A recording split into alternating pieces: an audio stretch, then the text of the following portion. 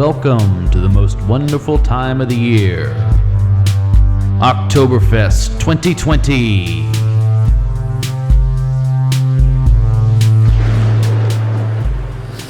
All right, we're recording again now.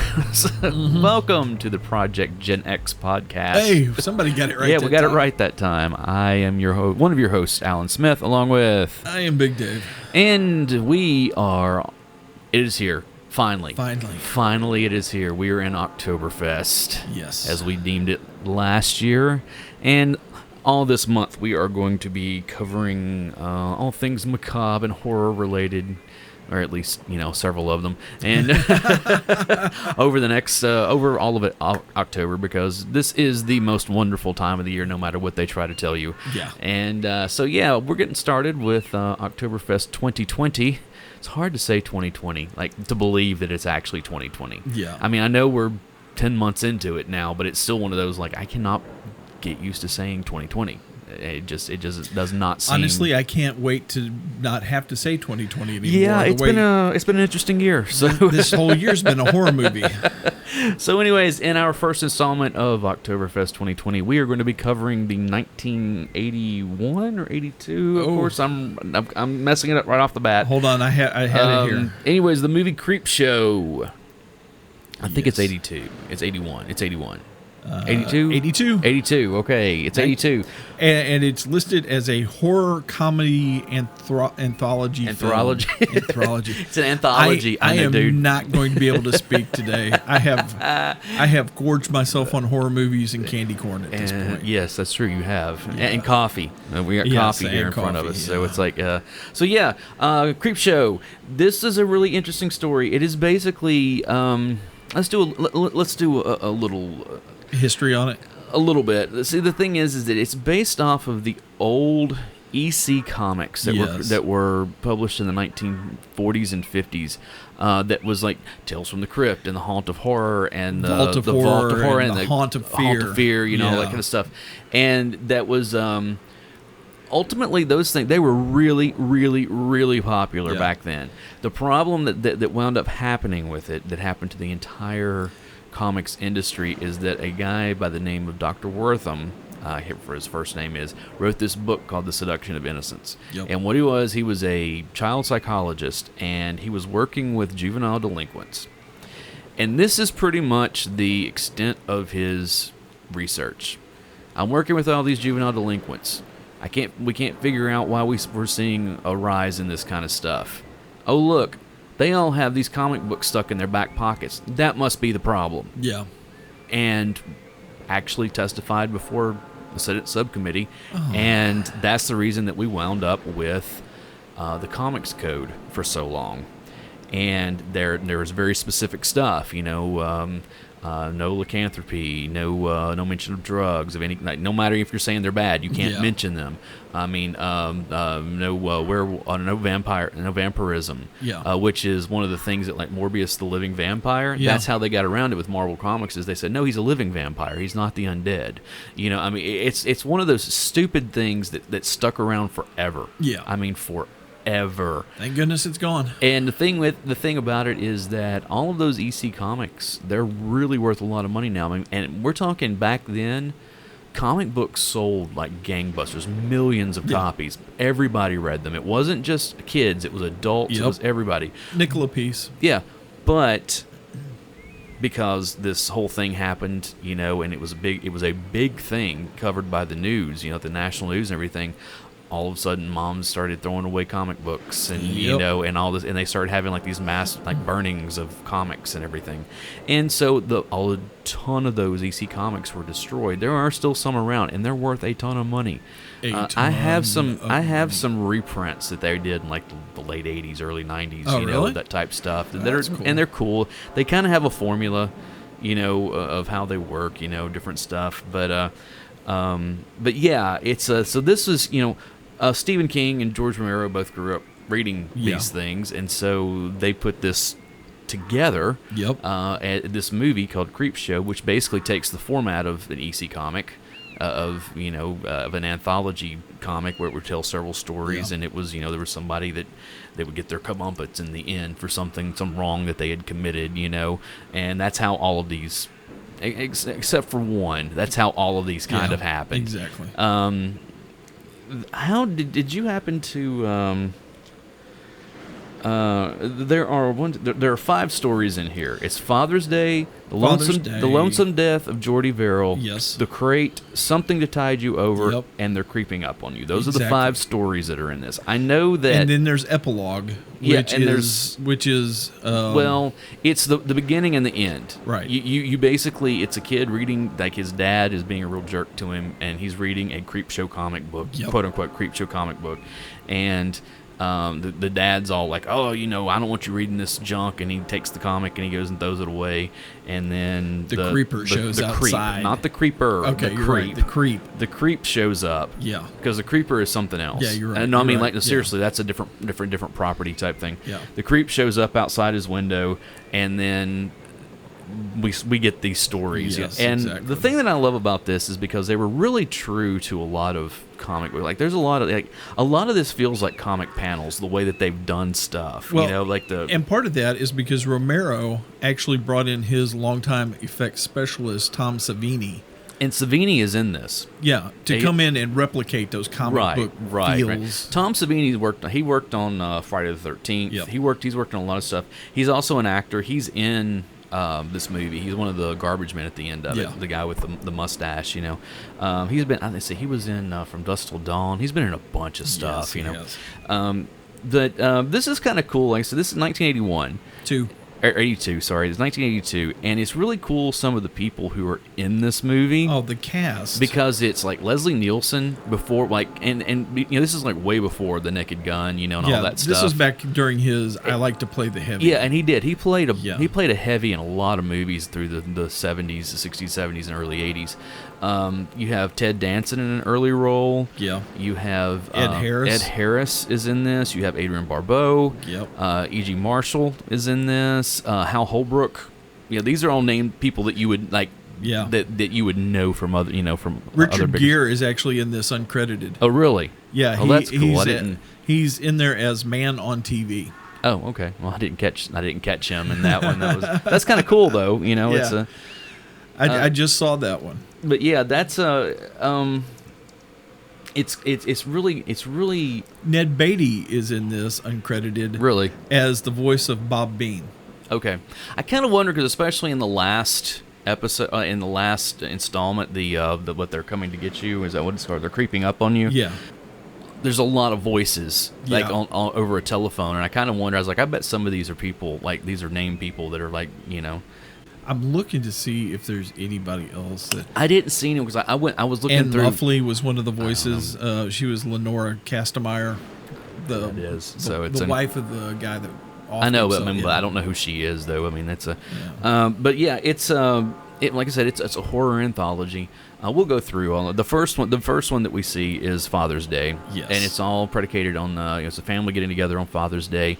Their aunt's coming in, and she had killed the patriarch of the family 7 years prior. Her father, and because he was just a royal ass. I mean, that is the whole thing. He was, and supposedly he killed her intended, yeah.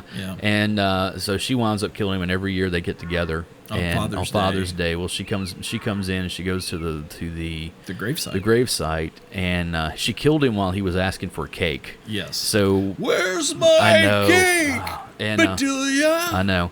So, anyways, he rises from the grave and kills her, and then he starts killing everyone else along the end until the very end of it. It's her, and then Ed Harris has next. A gravestone dropped on him. Yeah, the thing with that, the acting in this, I know they were setting it up like an old 1950s, it's and everything. Campy as all this movie is campy as everything. I love the way they do. Like anytime something like horrific happens, everything goes red with like a blue hue to it, and it's like these real primary colors. There's got like this real sick yellow around the outlines. I know, and it'll have like it'll look like these like comic book almost graphics in the background, and just different stuff like that. And so at the very end of it, he emerges with not Bedelia, but the granddaughter. Like, essentially. it's her. He tore her head off. And it's got birthday candles on it. He's like, I got my cake. He's got it on a platter, Yeah. and there's icing on the head with candles. Yeah, and I finally got my cake. Yeah, and the next one after that is that's The Lonesome Death of Jordy Verrill.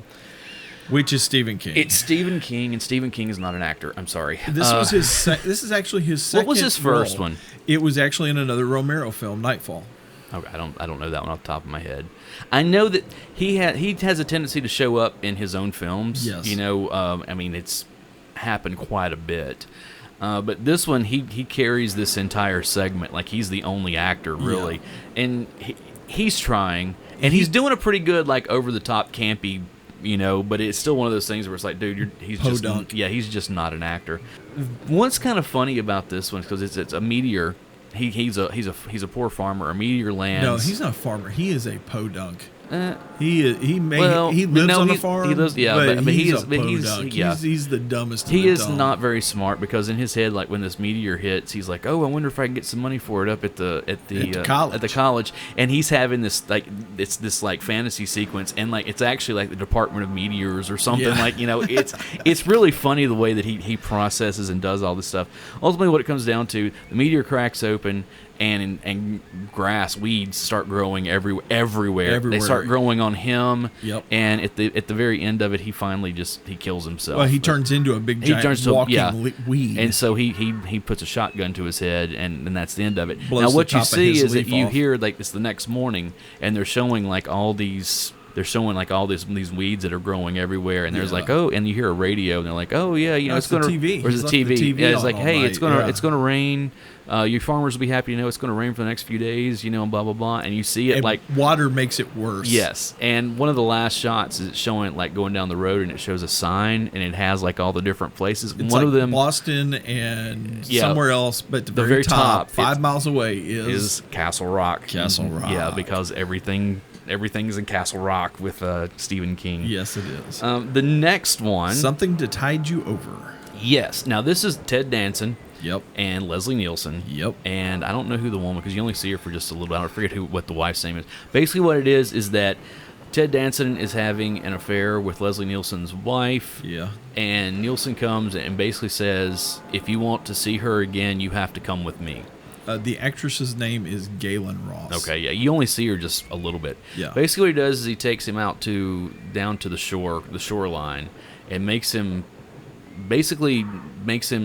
bury himself up to his neck, where he's buried up to his neck in the sand. Yeah, the only thing sticking out of the sand is his head, you know. And it's one of those things he brings, and he puts a television and in front of, and a video camera, and you can see her. And basically what it is he's buried her down the beach somewhere. But they're both buried below the tide line. Right. So it's one of those things, the tide's starting to come in. Yeah. So it's and he's back when he goes away, and he goes back to his house, and he's watching it on closed circuit television. Yep. And Ted Danson looks at the camera and is like, I'm going to kill you. I swear I'm going to come back and kill you. No, it's I'm going to get you. Yeah, that's what it is. Richard, I'm going to get you. So later, he starts hearing stuff, you know, or he goes back down to the beach. I take that back. And he can't find either body. Any of them. You know, he's like, well, they must have gotten pulled out, you know, by the surf. Tide pulled them out. So he goes back, and he's starting to get ready for bed. Yeah, ultimately they both appear, and both undead. Undead, you know, and I gotta say, I really, as campy as some of the effects are in this, you know, especially like some of the monsters and stuff, they are wonderful. I love all of them. Oh yes, they absolutely. are so awesome looking. But anyways, they come back and they get him, and they do the same thing. They bury him, and he's like lost his mind. He's like laughing hysterically. He's like, I can hold my breath for a long time. You know, I mean, just and it freeze frames. It turns into a comic book. Yeah, I know. And then it goes into the next one. The next one is the Crate. Okay. Hal Holbrook is in this one. Yep. He's married to Adrienne Barbeau. Yep. And she's an alcoholic and just a loudmouth, and everybody. He's a professor at a college. Yes, he is. And she is very embarrassing and very condescending, insufferable. And everybody around him is just like, and he's having daydreams of murdering right her. because he just can't stand it. Well, Yeah. anyways, his friend, one of the other professors, Fritz Weaver, who's playing Dexter Stanley. Dexter Stanley gets a call from a janitor at the school saying that he has found a crate underneath from 1834. 1834. There you go. And that it says Antarctica. It says Arctic. Yeah, Arctic. It says right. Arctic. Now, You're right. there's we'll get into this. It says it's an Arctic expedition from 1834, and so they found it under a stairwell.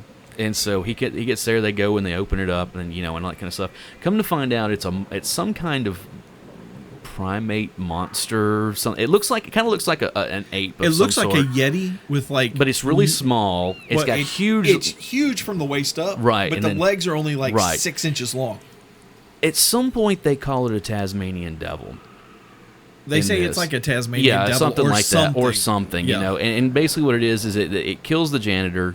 It kills another a student that's a grad student that's working, and then his friend Dex goes and gets Hal Holbrook, and so he sedates his friend. No, he didn't just sedate him. He completely drugged him. But he sedates him.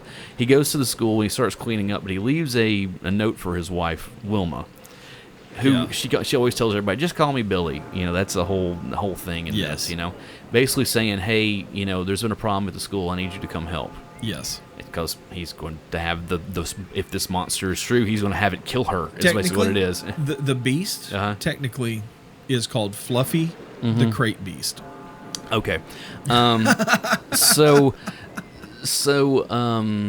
she gets there and kind of he's trying to get him. He still hasn't seen the beast at all, so he's trying to get her basically to get it to wake up to kill his wife, and eventually it finally does. Then he recreates it basically and takes it to a quarry and drops it in the quarry, and then he goes back to the house. This is the next morning, and he's telling his friend what happened. Hey, it's all cleaned up, don't worry about it, and basically says, from now on, you're going to play chess with me twice a week, and we're never going to speak of this again. Yeah. And his friend's like, but what if it gets out? He's like, it's not going to happen. It's drowned in its box, 70 foot down. And then we go back, and it shows it underwater, and it breaks the box. Yes, it does. Okay. Here's an interesting thing about this. And you had said, this started kind of the monster in the crate. Yes. Whatever, which is kind of true. This makes another appearance in a movie years later. Oh. Not a Creepshow movie, though. Okay. It actually appears, the crate appears in Jason Goes to Hell. Does it really? Yeah. See, the thing with Jason Goes to Hell, everybody remembers it at the very end of it, the Freddy hand, the glove comes up and grabs the mask. Well, all through the movie, there are little nods to the Necronomicon. At one point, they show, there's there's Necronomicon. They show the knife from Evil Dead is also in that. Really? Yeah, and there's a whole bunch of stuff like that. But at one point, something happens, and they show underneath this house. Wait, you said Jason Goes to Hell, right? Did you say Freddy is in this one? At the very end, you've seen Jason Goes to Hell, right? At the very end of it, Jason gets pulled to hell. Okay. Yeah. At the very end, and his mask is laying there on the ground. Yeah. And then all of a sudden, Freddy's glove, gloved hand, pops up out of the ground and grabs the mask and pulls it down. And that's the end of the movie. I'm gonna have to go back and watch it again. Well, because is that the one that sets up Jason versus Freddy? Yeah, a lot, kinda. Actually, Jason X happened between the two, but it was don't mention that movie. Yeah, but it's one of those things that they put all these little nods to other horror franchises, but the crate from this show pops up in a scene, is just kind of I forget what it was, why they're under this house or in a basement or something. Yeah. And the crate, and it says Arctic Expedition, 1834. Wow. That's a nice Easter egg. There's a few things like that. So that's kind of nice that pops up. But honestly, this is the movie. Anytime you've gone to a haunted house or some kind of major haunted attraction, and there's a crate there, and it's got two chains wrapped around it, and the lid keeps popping up, and something inside screaming at you. This is what started. Right. And so the very last one that we have is They're Creeping Up on You. This is the one that stars E.G. Marshall. I hate this one. And this one was. Yeah, this I one don't wasn't do all that bugs. great. I And it's all about basically this guy. He's kind of a Howard Hughes type, where he's living in a completely like sealed, like supposed to be germ free and bug free, but he keeps finding these roaches, and he's like, it's basically him. It's E.G. Marshall, and then you only see one other person, and it's like the maintenance guy that comes in a little later. That's David Early, right? And so it's one of those things where he keeps finding cockroaches, and he's furious because but this whole place is supposed to be germ free and bug free. It's basically supposed to be a clean room, right, literally a clean room, and like you'd use for computers. There's a storm that's brewing outside, and he keeps getting phone calls from people in his company. They're taking over another company, and come to find out the company that they're about to buy out, the guy that was the head of it just killed himself. Yeah. And this His guy has wife no remorse whatsoever. Wife keeps calling him up and telling him she hopes he dies. Yeah, and eventually the bugs get him. And there's a kind of a cool. I know it's not great special effects, but it's actually kind of cool looking. Also at the very end of it, where he's laying there, and it's kind of setting up that like, oh, all this was in his head, and he died of a heart attack. But then all of a sudden, his body starts breaking open, and all these bugs, all of these cockroaches are coming out, and it's really kind of an interesting. And then we get the final wraparound. Yes, where it's the next day, and the like I said, you get these two garbage men who are picking up the trash, and they find the comic that was thrown away by the father the night before. And one of the guys like, yeah, my kids love this stuff. I'm gonna take it home. And they're looking at the ads, like, oh look, there's X-ray specs, there's this and that, and they're like, oh look, a real voodoo doll, and the coupon's missing. Oh, well, you can't get that one. Somebody's already called off that. So it goes inside, and the dad is sitting, and he's drinking his coffee and everything, and he's complaining about how his neck hurts. And like, oh, I must have slept wrong or whatever. And then he like keeps having these stabbing pains. Well, it shows upside, and Billy is sitting there with this voodoo doll, and he's stabbing pins in the neck, and he'll basically, the dad dies at the end of it. Yeah. And that's the end of the movie. And it's really, like I said, here's really campy. That kid that's sitting there stabbing at needle, right? That's actually Stephen King's son, Joe King. Yeah, it's right. Joe King. Yeah, and that's one of the other things we talked about, especially in the beginning when he's in his room, is all the toys that are in there. Because like there's one of those old Rodin toys, like that figure that's like hanging from the ceiling on the wall. Like there's a shelf, and there's the Shogun Warriors Godzilla over there, and there's a whole bunch of that type of stuff. Like it's like early, like stuff from like the early '80s. Yeah, different like robots and monsters and all that kind of stuff that we all wished we had when we were growing up. Still want that Godzilla. I've yet to get one of those. I wanted one since I was a kid, and I've never gotten one. And after my most recent purchase of one of the Inhumanoids that I paid a whole lot of money for, I may have to all right, I guess my next big purchase is going to be a Godzilla because I always wanted it, Yeah. So some other cool thing I have sitting here, I actually have the comic adaptation. Don't take a picture of it yet. I'm going to do it later. But I have the comic adaptation of Creepshow from 1982.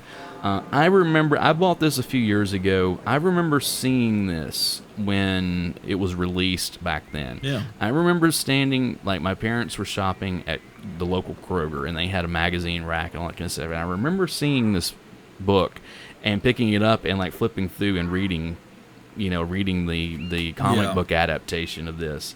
And I hadn't seen one in a long time. And I guess it's probably about a year or two ago. I was at our local comic book shop here, and they had one, and I was like, oh, because I was kind of like, oh wow, cool, because it's a magazine. It's bigger than a comic book, And I was like, oh dude, I remember this, and it's George Romero, and it's like this is the art is by Bernie Wrightson, which if you know comic books, Bernie Wrightson's a great artist, Yeah. And so it's one of those things. It's like, oh, I really ought to get that. So I went back, and it was already sold. So I wound up having to buy it off of eBay, and honestly, I wound up paying less money off of eBay than I would have over there. Well, nice. I guess after shipping, it was about the same price, but but it's really cool. The only thing about it I noticed is that the stories are out of order. They're all right, except for they have the crate and let's see, it's the crate and something to tide you over are switched in here, as opposed to the way they are in the book, in the movie. And it also doesn't have the stuff with the kid in the beginning or the end. It's just the 5 stories is all it is. That's interesting. But it's still a cool little, like, Yeah. you know, it's one of those things that I love this, and it's also really cool because it's got like the and of course if you go to our Instagram you'll be able to see this. It will be up. Yeah. This, as well as I also have a vinyl pop that came out this year of That's the Creep. the- Now this is the television, the one from Shudder. Yeah. But the cool thing is he's actually holding The comic book in his hand, so it's still cool that exists. You know. But what's really cool on the front cover of this is that the kid's sitting here reading the Creepshow comic book with the creep looking through the window. Yeah. And there's like posters on the back, on the wall, him. and it's Carrie, The Shining, and Dawn of the Dead, which Yeah. Stephen King and George Romero, you know. Exactly. Really cool. This, again, Tales from the Crypt came... Well, hold on. We've talked about it because you said something before you thought that this is what started Tales from the Crypt. I was wrong. Right.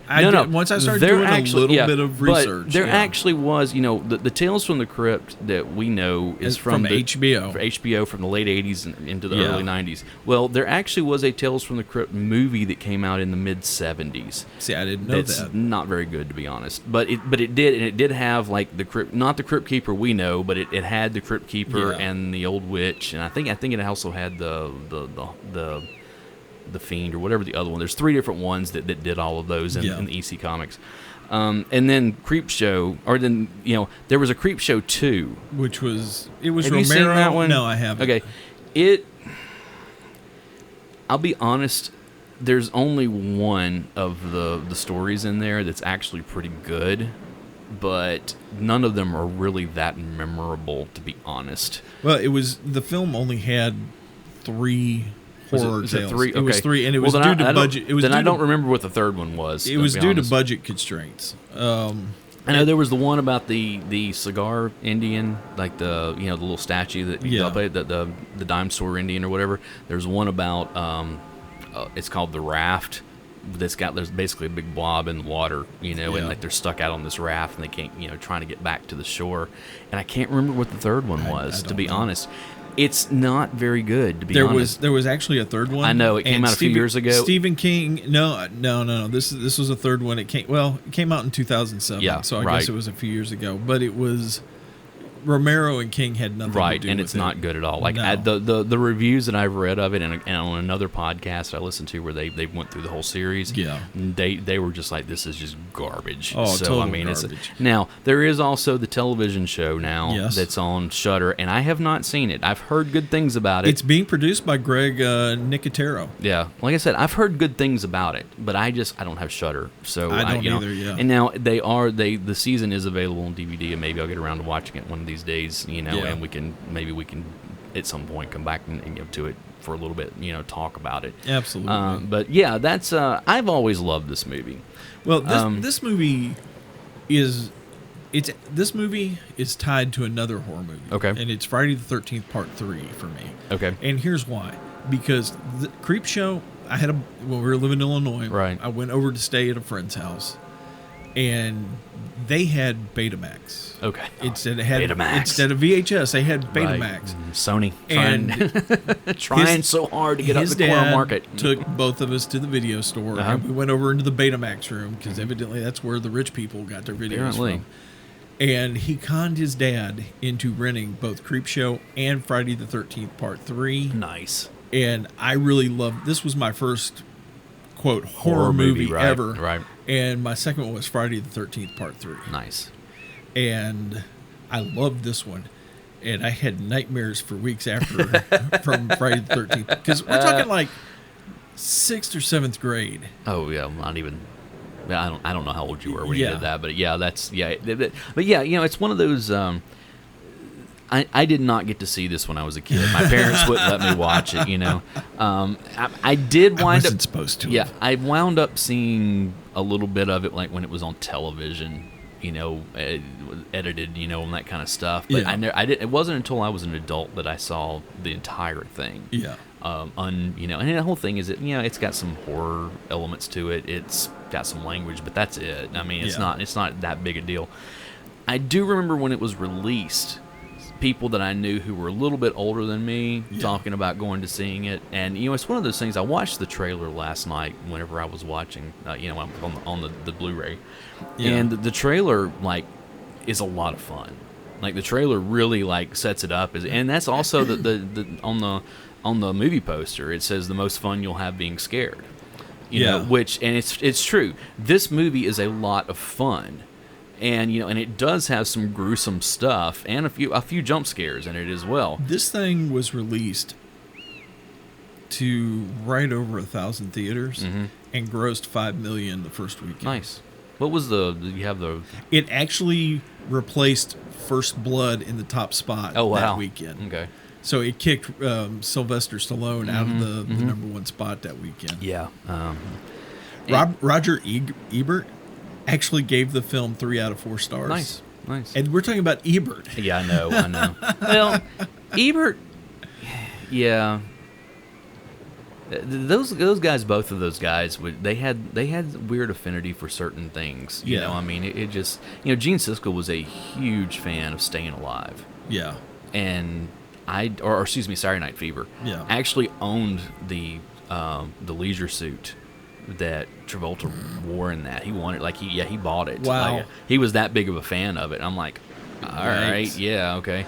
But Ebert actually said this about the movie. Romero and King have approached this movie with humor and affection, as well as an appreciation of the macabre. Yep. Which it just blows my mind that Ebert gave this thing 3 out of 4 stars. Again, there are certain movies that he absolutely loved, or at least liked, that you wouldn't think that he would. Yeah. Because honestly, him especially, Roger Ebert was really hard on horror movies. Like he rarely gave a horror movie a really good review. Creepshow, check it out. It's available on Blu-ray and DVD. I couldn't find it streaming on anything. No, it's not. And so, I mean, it might be on Shudder. I don't know. I actually haven't been able to find it on Blu-ray. I've got a DVD copy. I wound up buying my Blu-ray on eBay. It's not that they're not available, it's not out of print or anything. It's just that you can't go and pick it up on the shelf type thing. And I didn't pay a ton for it. I mean, the one I bought was brand new. And I paid $15-20 for it or something. Yeah. I think after shipping it was $20 or something. I think that was one of the first ones I bought on DVD. Right. When I found it. I had it on DVD back in the day. And I do like that old DVD case. It had the side, the side that popped on. That's what I've got. And it's that cardboard. Matter of fact, I think that's the only way you can get it on DVD is in that format. Yeah. And it really, with that cardboard, it really makes that poster front pop pretty nicely. But yeah, if you can find, and if you've got it or if you can find it, check out Creepshow. It's a lot of fun. It's a lot of fun. That's what I want to say. It is a lot of fun. We were commenting that one of that was the crate it drags. It's kind of they could have probably the pacing is a little. They could have cut the grad student completely out of it, right? And it still would have been fine, right? It does drag a little bit, but it's one of those things when it's good, it's really good. Yes. And when it's not so good, it's still not bad. I mean, it's not it's kind of like day old pizza when it's cold. It's still pizza. It's still pizza, and it's still pretty good. Exactly. So yeah, check out Creepshow. It is.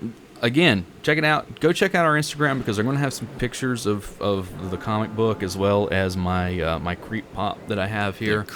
And probably this already up by the time this actually lands because we are going to be all season long. We're going to be putting up previews on Instagram before the episodes actually drop. Yeah. So what the next one's going to be. Check out Creepshow and go check us out on Instagram, on Parler, on Facebook, on Twitter at Project Gen X Pod, and you can email us at projectgenxpod@gmail.com. And go and check out caffeineandsleepingpills.com because by the time this goes up, there are going to be some other reviews of stuff. I'm picking up my review rewinds, and it's basically what I'm doing is I'm going through my DVD collection of stuff, and it's not necessarily everything that's in the collection, but it's a lot of stuff. I'm trying to do all the weird stuff up front of this is one you might not have seen or you haven't seen in a long time, and it's kind of going back and reviewing it now, You're a bad influence I because know. we went to Target and I ended up dropping like $100. I know you did. Like that on Halloween. And I didn't even try real hard. Yeah, I ended up with another posable skeleton. We basically went there to pick up a movie that we're going to cover later this month, because I told him, I was like, hey, they've got a Blu-ray for like cheap. Yeah. And he's like, okay, we'll do that. And then half an hour and $100 later, Dave's like, we got to go. And then he takes me to Spirit today, and somehow I got out of there. Did not spend any money this spend a time. dime Not this time. So maybe next time. But I've got another posable skeleton for my Halloween decorations. Right. Some other stuff. Yeah. So anyways, guys, thank you so much. We will be back later this week, or in the next couple days, for our next episode of Oktoberfest 2020. That was Dave, not me. But yeah, we're going to have so much fun this year. We enjoyed this so much last year, and we're really, really excited to have this back. Yes. So again, thanks guys for tuning in, and we'll see you in a couple days. See ya.